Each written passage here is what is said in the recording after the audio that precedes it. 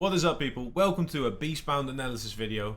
Today we're going to be looking into the Gen.G invitational run we saw the last weekend and how dominant they was. Maybe one of the most dominant runs we've ever seen. I broke it down so you can enjoy. Let's dive in.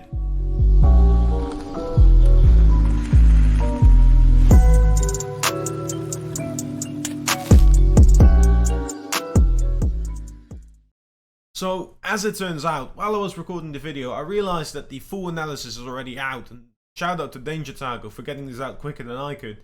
He's really nailed the analysis here. So, yeah, let's run the outro and I'll see you in the next video. Thank you. I'm afraid you're not getting rid of me that easily. I went over all of these games from the last weekend. I analyzed all of the goals, how many they scored and how many they conceded, and I wanted to show you how incredible this performance was. So let's dive into some of these clips.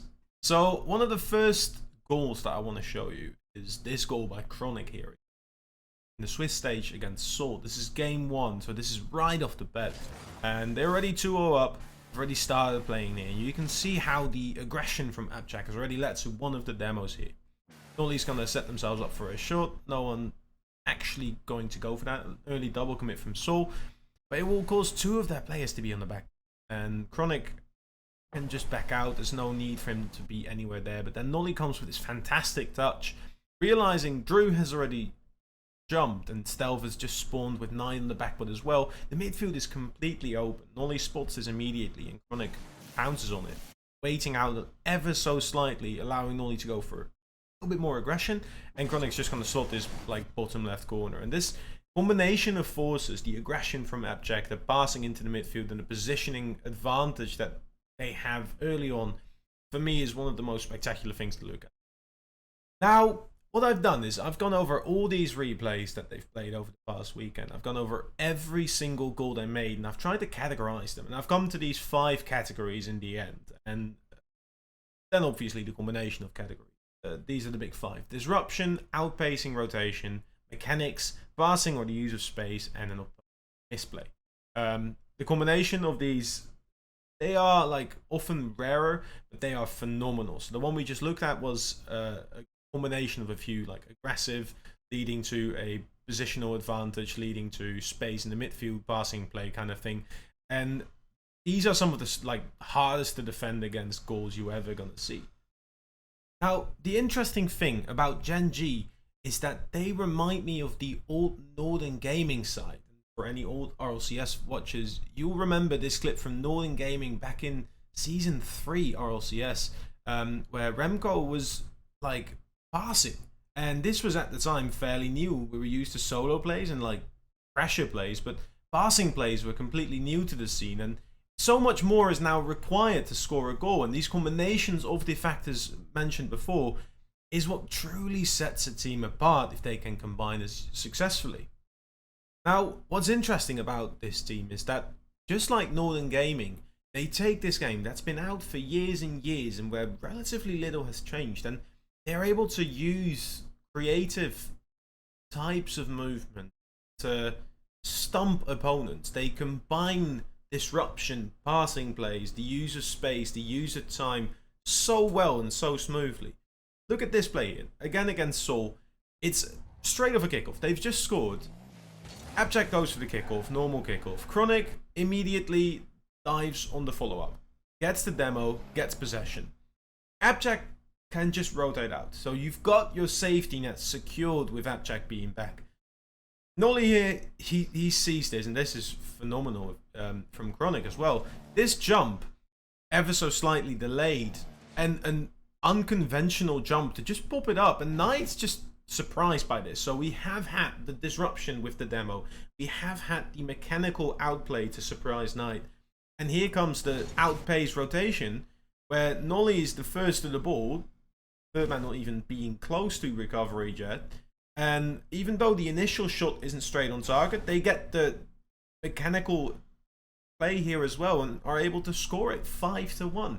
And it's the combination of how dominant this team can be in these types of games, how easily and smooth it seems if they are just combining factors together. And look at the play, like if I just show it, it's 4 seconds. Kickoff, Demo. Flip up. Flick up. Read. Goal. 6 seconds, kick off the goal, and they've shown all these factors that make a goal fantastic combined. I can already hear you guys thinking, well, BeastBound, but like this was against Seoul, it's in the first round. I mean, I could do that. Like there's barely any pressure. So let's look at another example of how they combine these dominant ways of disrupting a game or winning a game against FaZe in the grand final. This is game 3, and we've just started. Chronic 17 seconds in their perspective, you can see it. Nolly tries to get this one out. Eyes out. Appjack's back. Nolly goes forward. They already see that there is a space there. First killer, not in time. Good clear by Chronic. Nolly is going to disrupt Typical. First of all. Disrupt Typical. Then set up for the shot and place it. All well combined. Another 5 seconds. It is the trust they have for each other. They can just drive out, trust someone else to get the ball to them, set themselves up with a bump, with a touch, and it's a goal. And it's how quickly they can convert to a low boost defensive situation to a, oh, you go out, you score situation that makes this team so entertaining to watch. We've seen so many instances over the weekend where within seconds they can switch it up, and it doesn't have to be a mechanical play. It doesn't have to be a flip reset. They still have that in the locker as well. Okay, so here is another example. This is against G2 in the semi-finals. Pressure is on. This is them combining space, time, and mechanics. Again, time and time again, they'll do it. They're already a goal down.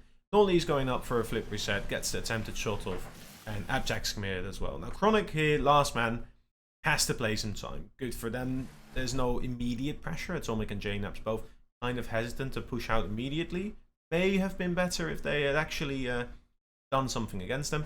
But their touch to control it, they'll tip up for themselves, control for the flip reset, and the flip reset into bump attempt on JNaps. JNaps barely gets a touch, may have been out, may have been in, you don't quite know.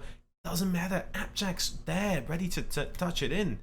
You can see the same play from their perspective. Appjack's just recovered, sees Chronic go in, stops up, again, doesn't need to completely leave, sees Nolly's going back as well, and just be there to help support. And this combination of mechanics, the use of time and space when given to them, even in such a high pressure, top tier team opponent against G2 in this case, it's what makes them remarkable.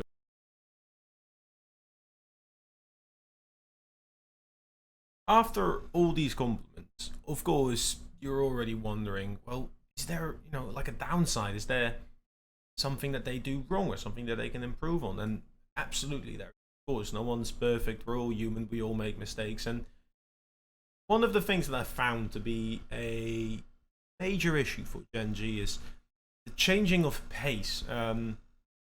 A lot of sudden changes that happen here. I've taken an example from the game against Furia, again in the Swiss stages. This is game 1, and this is where I believe Jan scores an incredible solo goal. So what happens here is Appjack is rotating back. There's just been a demo on Chronic, so he needs to cover up for that. Nolly is going to try and play time in the corner, so Appjack expects to be able to move out here after a certain time. Obviously not going for any immediate threat. There is the expectation of being able to rotate out. Nolly doesn't quite make the recovery that Appjack expects, and what you can see is Jan comes flying in here, and with Chronic spawning as well, there's a lot happening on the screen. This confuses Jack, and you can see this 3-point turn where a lot of the times, whenever something doesn't quite work the way you expect it to, it's going to lead to some, you know, brain freeze or like silver freeze or whatever you want to call it.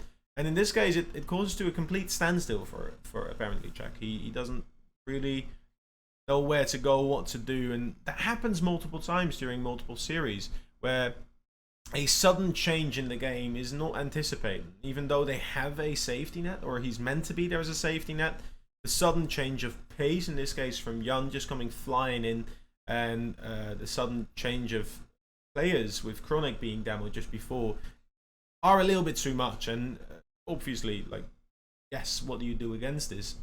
Just go. sometimes. It sounds weird, but he's hesitant because he has the speed, he has the the momentum. He could have gone and expected Chronic to, after being demoed, after spawning, to take over that safety net role.